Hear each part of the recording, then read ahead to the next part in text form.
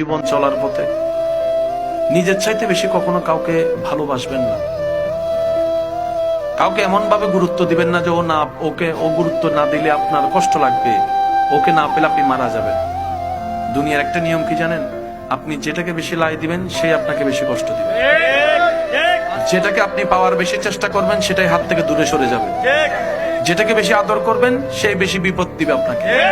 যাকে আপনি গোলাপের মতো করে লালন পালন করে বড় করবেন, দেখবেন সে আপনাকে বেশি কষ্ট দিয়ে চোখের মধ্যে পানি আনাবে। এটা দুনিয়ার নিয়ম। এটা কেন হয়? দুনিয়া বুঝাই দেয় তুই রবকে ছেড়ে দুনিয়ার পিছনে লাগলি কেন? তোকে তো রব বানালো, তুই রবের দিকে না যাবি, তুই সৃষ্টির দিকে কেন গেলি? তুই যে ভালোবাসা খুঁজছিস সেটা রবের কাছে ছাড়া নেই কোথাও সৃষ্টিতে।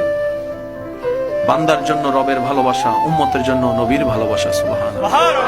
সেজন্য যতদিন বাঁচবেন দুনিয়াতে শুধু গাটা লাগাই চলবেন, দুনিয়াকে নিজের মধ্যে নিয়েন না। কারণ আপনি কান্না করলেও হায়াত চলে যাবে, হাসলেও হায়াত চলে যাবে।